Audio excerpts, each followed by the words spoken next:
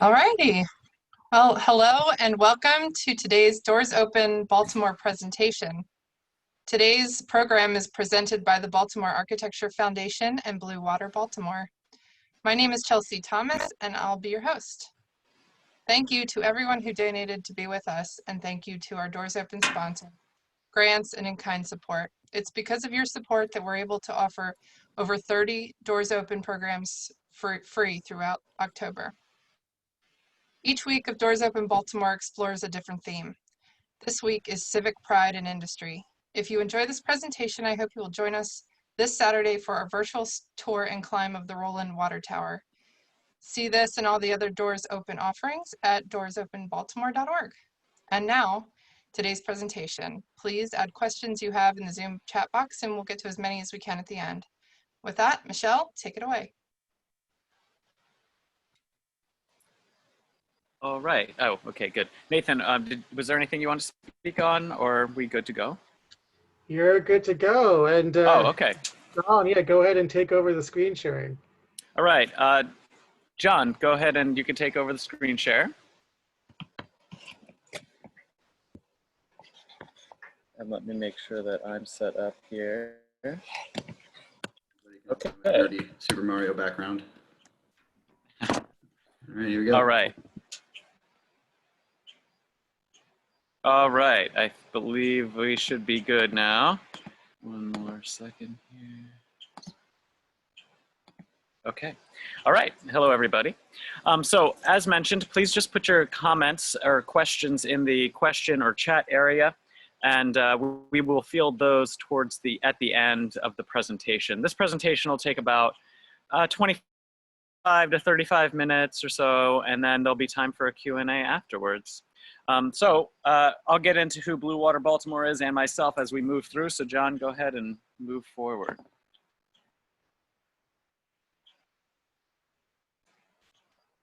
All right. So I'm not just a talking head up here. My name is Michelle, as I said earlier, Anderson, and I'm the Senior Manager of Ecoliteracy and Engagement at Blue Water Baltimore. I've been with Blue Water Baltimore for just over 4 years. I've had a lot of experiences in sustainable outdoor living. I've lived internationally and taught in Vietnam for a couple of years. And before I came to Blue Water, I worked at the Waldorf School as their sustainability coordinator, where I developed nature study courses and did a bunch of sustainability practices on their school grounds. I have an undergrad in photography and from UMBC, and a master's degree in sustainability and nature-based education from Antioch University. And I'm also the caretaker of this adorable little dog named Bela. A fact I'm sharing with you to establish trust and dominance. She's very fearful. All right, next slide. All right, so at Blue Water Baltimore, Blue Water Baltimore's mission is to restore the quality of Baltimore's rivers, streams, and harbor and foster a healthy environment, a strong economy, and thriving communities. We have just about 20 staff members with expertise ranging in sustainability education, stormwater management, water pollution analysis, community organizing, fundraising, and we run a native plant nursery called RUN Nursery, which is near Towson. Next slide.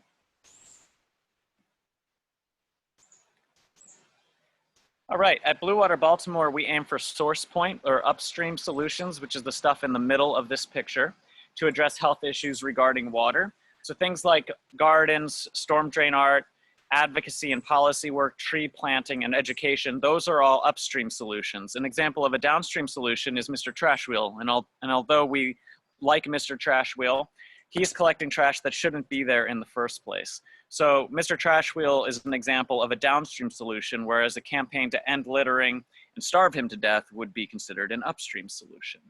Next slide. So a watershed is defined by an entire land area that drains into a common body of water. A watershed's boundaries are defined by the high points of the landscape. So to think of a double basin kitchen sink. You can click on that, that should pop up. When water falls on one side, it's in one watershed, and when it falls on another side, it's in a different watershed. Yes, okay, so Baltimore's land base, well, I'll go back to the watershed, for example. When you're looking at this picture here, there are 5 watersheds.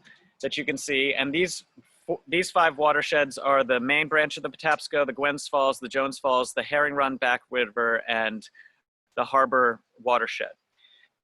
All of those together make up 194 square miles. There's 454 river miles, and 1 million residents live within these watersheds. These are the watersheds that we focus all of our attention on.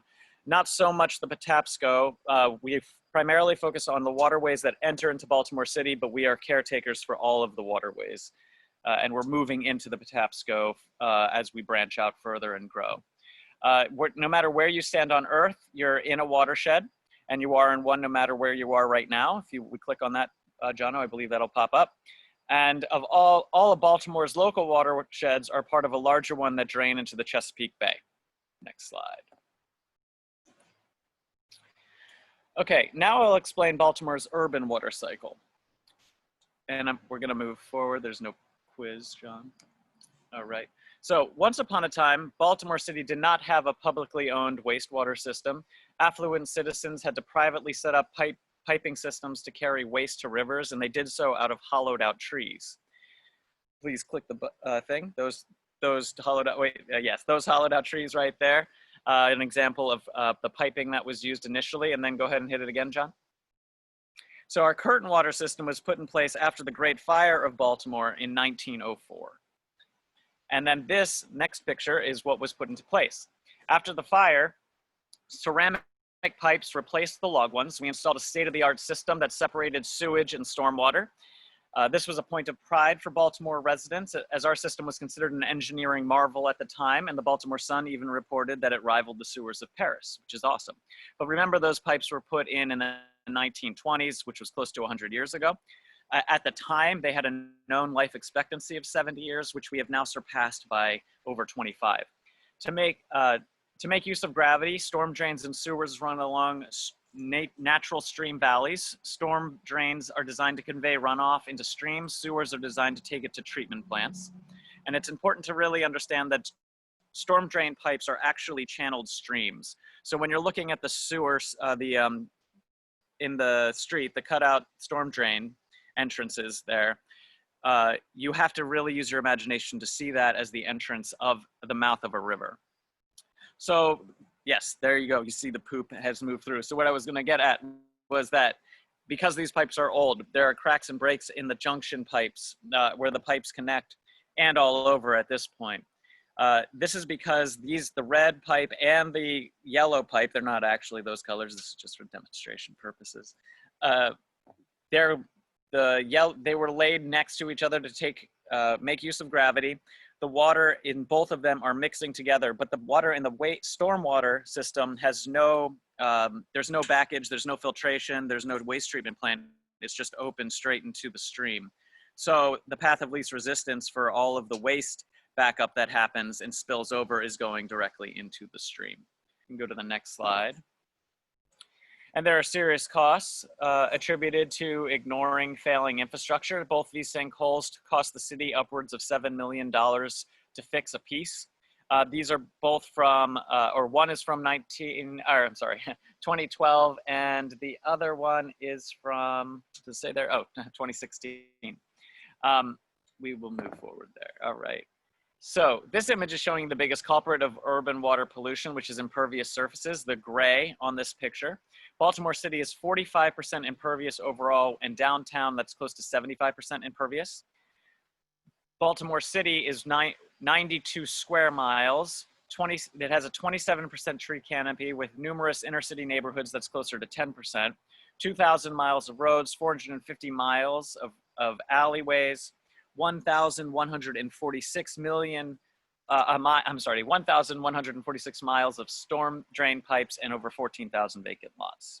All of these things create impervious surfaces, which has the water running directly into the storm drains. And the next slide is a visual to help you remember. If you were in a race, which surface would you run faster on? It's pretty obvious that it is the right one. I'm just kidding, it's the left one. The stormwater is going to work in the same way.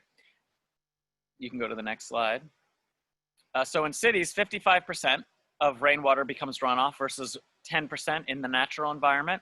So at a watershed level, anything above 15% impervious surface causes significant declines in water quality, eliminating sensitive species and significantly reducing the abundance of other species. Runoff is the #1 threat to urban streams, and it's the only source of water pollution that is still growing. Sorry. All right. So this illustration depicts some of the issues that This illustration depicts some of the issues that affect urban water quality. So in the chat, if you would please identify some of the negative things you see, and then perhaps John or whoever, one of my hosts can share what they're seeing, because I don't see the chats.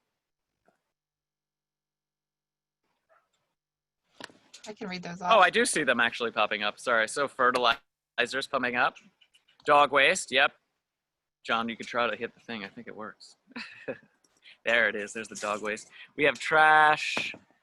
What else do we have here? The sewer dumps into the river. Yes, the construction erosion. Exactly. Yard waste. Shopping basket, which I've seen actually a lot. Painting, gas can, oil, poop, oil, gasoline. Yes, all right, people are nailing this. They're pretty much getting all of them.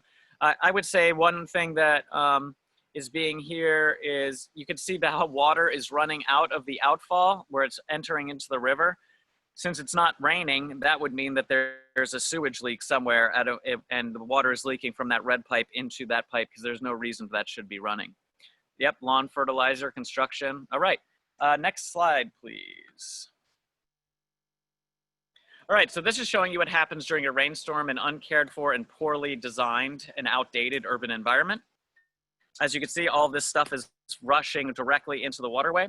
And if there's any Stephen King fans for you, this out there, this is for you. Yeah, there it is.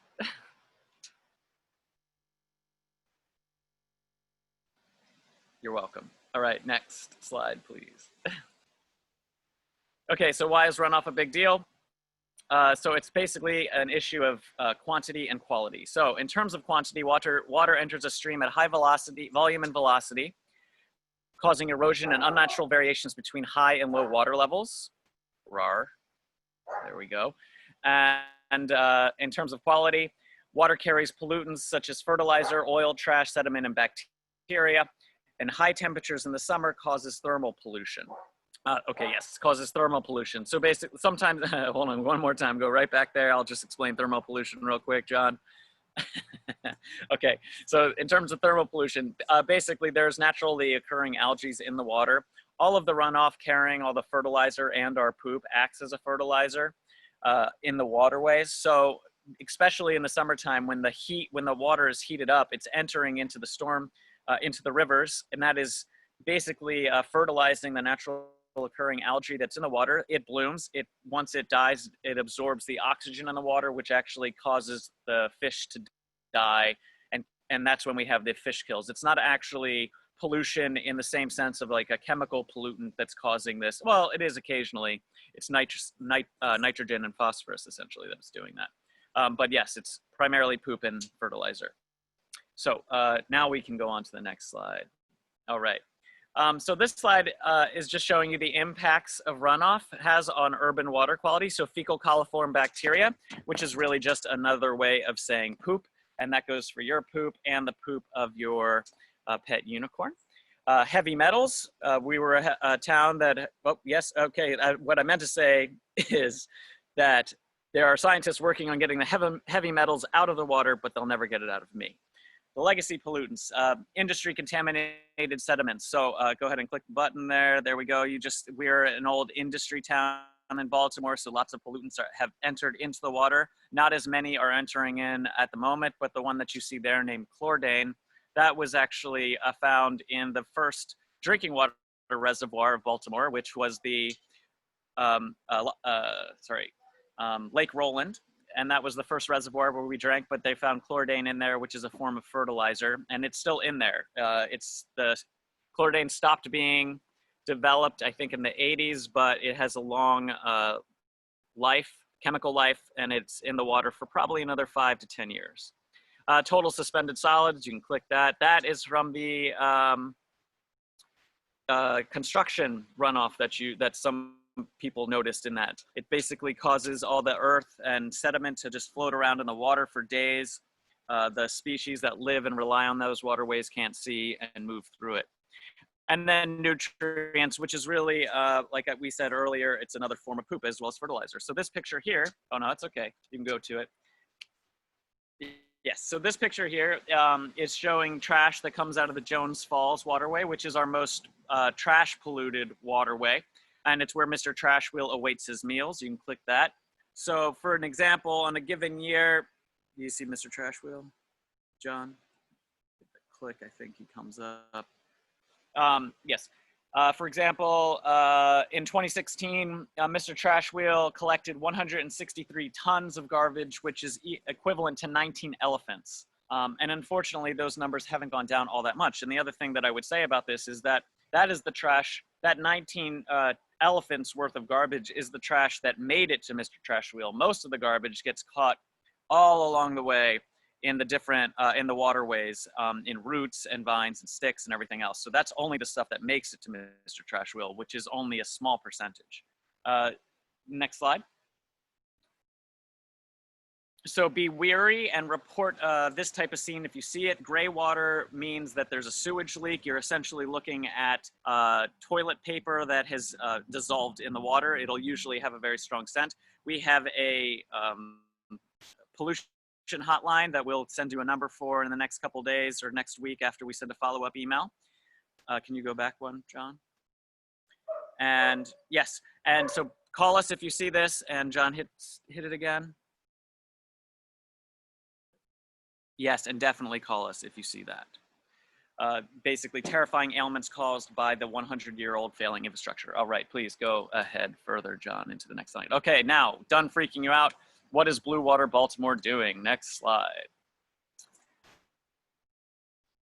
Oh, no, yeah, next slide. I'm still waiting. Yes, okay, so Baltimore City is an ecosystem, albeit an odd and seemingly unnatural one, but to truly understand its problems, we have to understand that the systems that govern our ecosystem, and we also have to understand that everything is connected. Next. So, in the chat, if you would please put, this is essentially a picture after a lot of teamwork and public policy. Can you please put some of the good practices you see in this picture here, illustration?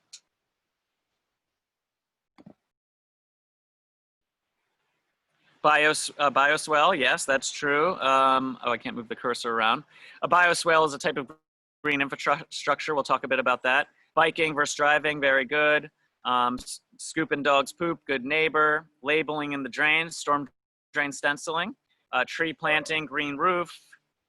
Erosion containment, very good. In the stream, you can see that there's stones and boulders that have been put in there. That's to slow the water down, create niche environments for the various species that rely on it. Yes, the river rocks. Let's see, you see a rain garden in here. Rainwater collection for the gardens, yes.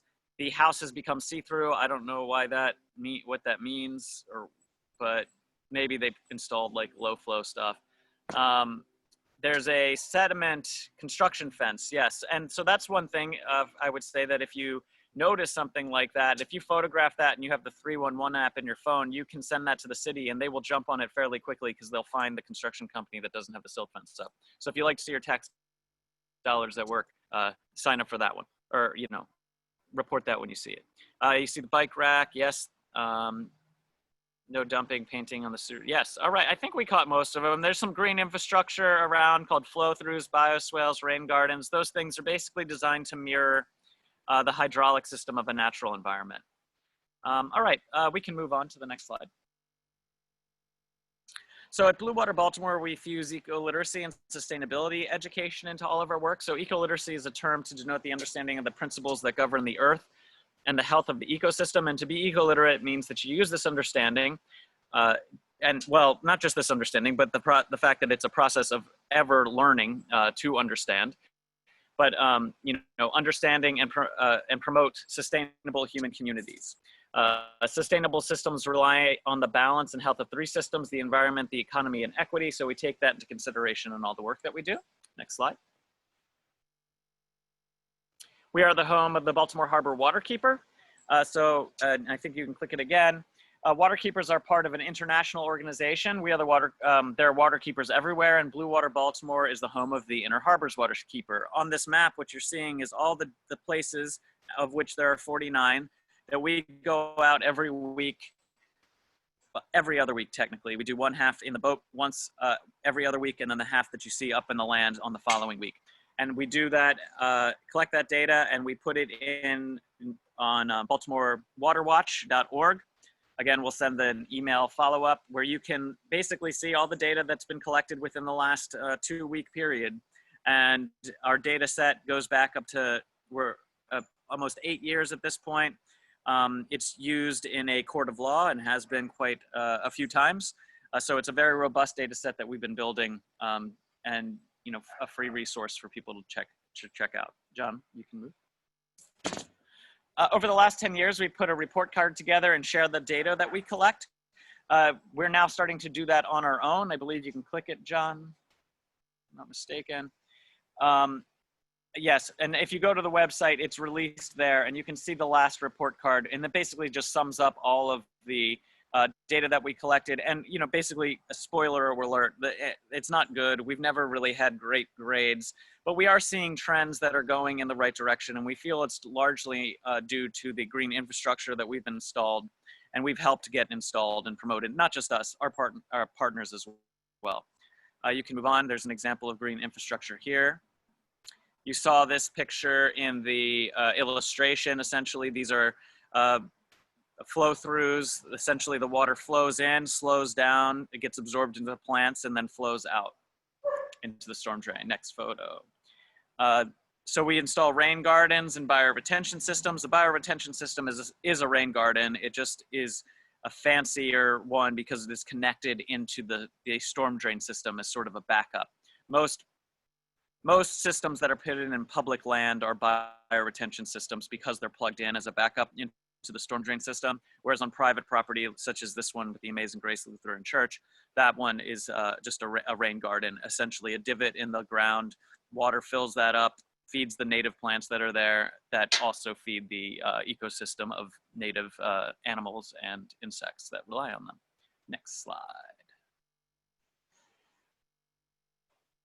All right, we also partner with Tree Baltimore, and as I mentioned earlier, there's a tree canopy of about 40–45% in Baltimore. We are working to increase that. Some inner city neighborhoods, that's close to 5% of a tree canopy. John, correct me if I'm wrong, but we estimate somewhere between 300 and 500 trees a season, I believe, over the years. Yes, that is correct. Thank you. And we plant those, we help maintain them for 2 years until we pass them off to the community.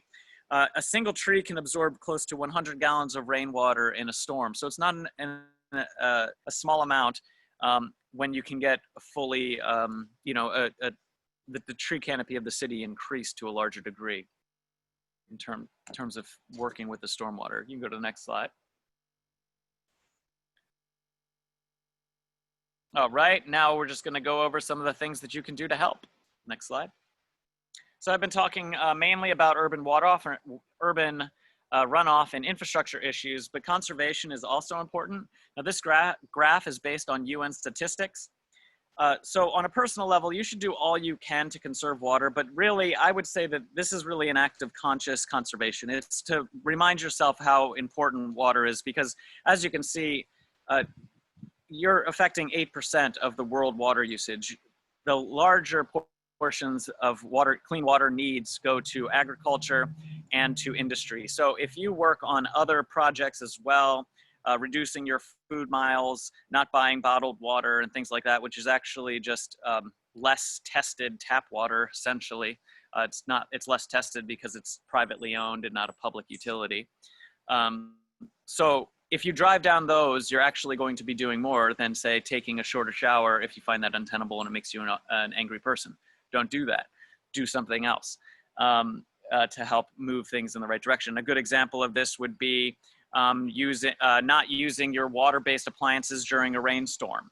This would keep that water from entering into the system that's already overwhelmed at the time. So thinking about those things are very important. You can move on to the next slide.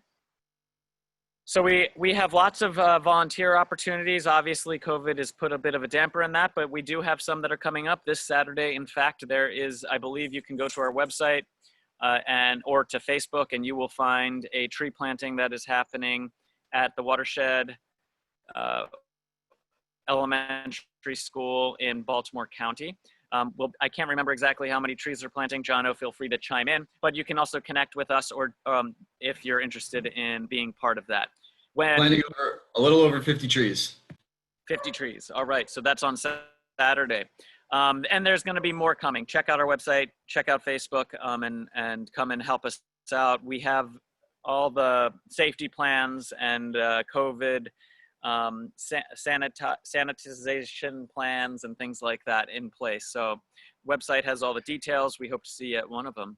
And after the pandemic's over, we typically have lots of different volunteer options. You can go out with our Waterkeeper team and test water, as this person's doing here.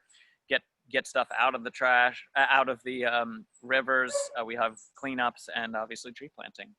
And our accountant is a volunteer. So if you have a skill set and you're interested in sharing it with us and it's not necessarily getting dirty, let us know what it is. We might have a use for you. Next slide. We do storm drain art programs. It's on hiatus at the moment because of COVID, but we do programs involving chalking projects and or painting them. We administer that for DPW, for the city, and for Baltimore County. That's something. Keep an eye out on our blog and calendar and stay up to date on when those types of things are going to be offered, if they are, down the road. Next one. So just for the homeowners out there, there's a few things that you can do. You can disconnect your downspout. You can connect to a rain barrel there. You can just disconnect it and feed it to a garden space. You're basically working to keep the water that falls on your property. Do things with it rather than chucking it into the waterway, the nearest waterway. So this is an example of a rain garden that you could install in your property should the typography allow it. And or you can also find, there's lots of ways to find ways to disconnect your rain, your downspout to just feed directly into a garden. And we typically have rain barrels at the RUN Nursery. Oh, there's the RUN Nursery. Again, that's sort of near Towson. I'm not sure if we have any at the time right now, but you can call up there. We have an inventory. We're still open and operating during the pandemic. We have a pickup process and contact-free pickup and things like that, and we limit the amount of people there. You can take a pledge online right here at this website. If you just go there, again, we'll email this to you. You can take pledges. This will help remind you to do these kinds of services for your community. You can go to the next one. You can engage in advocacy. So a lot of the recent bills that have come to pass in Baltimore and Maryland had a lot to do with our work. So in terms of like styrofoam, for example, is no longer allowed at food takeouts within Baltimore City. And that was a project that we worked heavily on, as well as the Maryland plastic bag ban, which will be going into effect sometime soon, I believe before the end of the year. So we primarily focus on advocacy around Baltimore City and County, but when there's a state level issue that affects the city and county, we work on that. So there's plenty of, if you sign up for our newsletter, which I believe you have just because you signed up for this, you will get information about the advocacy things that we're doing, and come and show up at City Hall. We'll host people at our classroom and make poop signs. If that's what it's called for, we'll make poop signs. Next.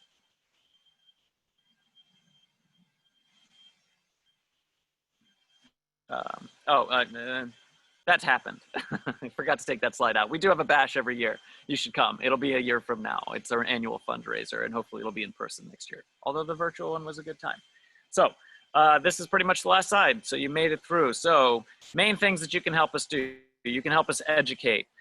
It's a toilet, not a trash can. People throw all kinds of stuff down the drain and stuff that they shouldn't be. The only thing that should go down the toilet is stuff that comes out of you and TP. And that also goes for flushable wipes. They're not actually flushable.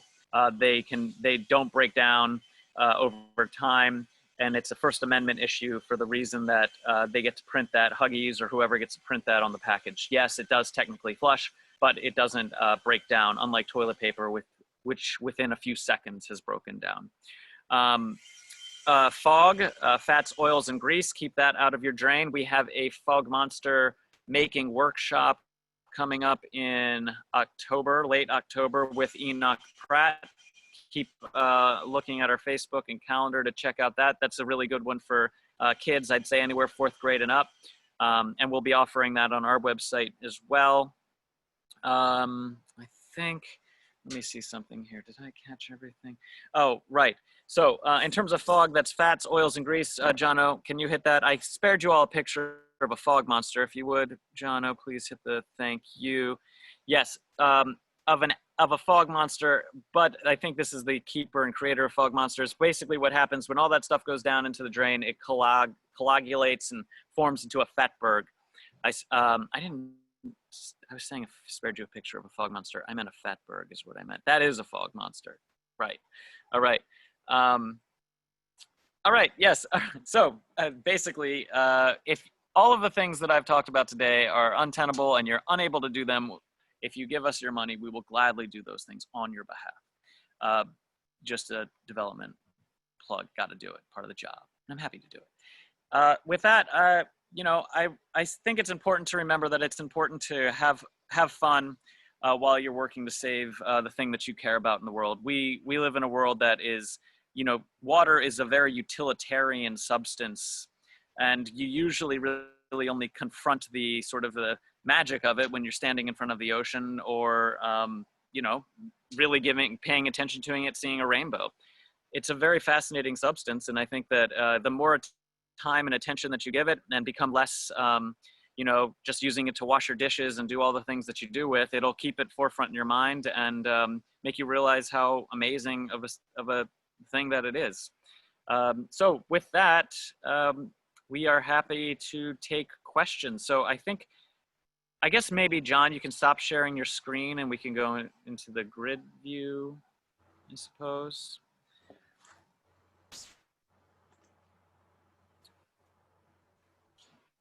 All right. Yeah, so I don't know if somebody wants to relay some questions, if there are some. Yeah, Chelsea, want to take over? Yeah, no problem. Michelle, the first question is, were rain barrels ever illegal in Baltimore? Are they legal now? I have never heard anything to that effect. John, do you know anything about that? No, I know that in some places where water is more scarce than in Baltimore, that it is illegal to collect rainwater, like places like Arizona and out Southwest. But no, I think it just depends on how much property you have. You could, you know, how many rain barrels you want to install. Yeah, I've never heard of it being illegal here. I have, as he said, in you know, water scarce places, but not in Baltimore. Thank you. Next question is, well, more of a request actually. Can you provide some specific examples of how you would recommend conserving water? Maybe some things that are a little less obvious, like Franny suggests not using a water appliance during a rainstorm, for example. Yeah, I mean, that's actually probably the most obvious one, or the most least obvious one, is things like that. Let's see, in terms of, well, I mean, one of the things that I was going to mention was just, if I didn't, was, you know, food packaging and things like that. The more local that you can stay, all of that water that you see is used in industry. I mean, just to create the packaging requires crazy amounts of water and things like that. So you'd be surprised how much, and I've seen, if you look online, you can find certain apps that will actually show you like how much water does it take to just, you know, build a thing that you would think had no water involved in it, has tons or gallons and gallons of it. So I would say a lot of those things, you know, even cutting down on meat and things like that help, reducing water because of the agriculture usage and things along those lines. John, do you have any on the top of your head? Specific appliances and products that, like cooking appliances and products that you use, sometimes they require a little bit more water than you would normally, like K cups are the first thing I think of. Any of those sort of like forced coffee or tea brew systems, those use more water than you would need for a regular cup of coffee. And that's like just a tiny one. But at the same time, the plastics that go into, just as like Michelle was saying, the plastics that go into creating those cups and the ink that goes onto every individual label all require water. So it's kind of a vote with your money sort of situation, you know? We just had a conversation on Nextdoor in my neighborhood about what's better, dishwasher or washing dishes by hand. Kind of goes along with this. There is a great, I can't remember her name, but there's a great TED Talk about that very thing. About like, yeah, which one is better. And they break the gum. Sorry, I'm not gonna get into it. Go watch it. I haven't seen it actually. I wouldn't know I think it's probably about method. I mean, there's probably, we're not really taught very well how to wash dishes anymore. I think it's not as necessarily a thing that we know how to do in a way that conserves water, I would say most of the time. Thank you. The next question is, where does Blue Water Baltimore primarily get its funding? Donations obviously is one. We get lots of grants, so and we do lots of fee-based services. So we offer educational programs that are paid for. We also install we do plant trees and we do some installation work, but we work with lots of contractors to do the infrastructure that you saw, some of the green infrastructure and interfacing with the city and getting all those permits together. We also sell the native plants at RUN Nursery. That's another spot where shopping there supports us. I believe I said most of them, yes. Donors, yeah. Big one. Are garbage disposals counter to fog, fats, oils, and grease? Are they problematic? I would say it depends. Yeah, it depends on what you're putting down there, because there's lots of oil and things that you wouldn't necessarily, that you might shove down in there that you don't really realize it. The other thing, I would say that the garbage disposal shouldn't be something you shouldn't use it aggressively. It's to catch all the stuff that goes into the sink while you're washing dishes. Toss most of it, because really what you're doing is you're breaking it down with disposal. You'll get it and it'll clear your house, but it's still a fibrous thing that's going to be trying to move through all of the other things that move down into those waterways. And then when it finally does get to the waste station, it's just going to be pulled out and sent to the incinerator at that point, because it's netted and caught and filtered out there. So you're really just kind of sending it downstream and possibly creating, which I didn't really talk about, I forgot to put this slide in there, about the backups that do happen in people's homes that live near those waste stations. Anything you cook in oil, like when it gets pulverized by the sink, the garbage disposal, that just immediately sends it out to the walls of your pipes right away. And that's where it starts its journey, like along the walls of your pipes. Yes, and I see the medicine disposal in the link, chat. Yes, people do put medications down the drains, and that is just going directly, or not necessarily directly into the waterway, but because of what we're talking about with the crumbling pipes, it is getting into the waterways. Another question is there any body of water in the area that is close to becoming safe for drinking or fishing? You can go into the county and there's plenty of places that you can swim and fish and recreate by. I would say that when you get down drinking. No, I wouldn't necessarily drink unless you got a Berkey filter up in the county.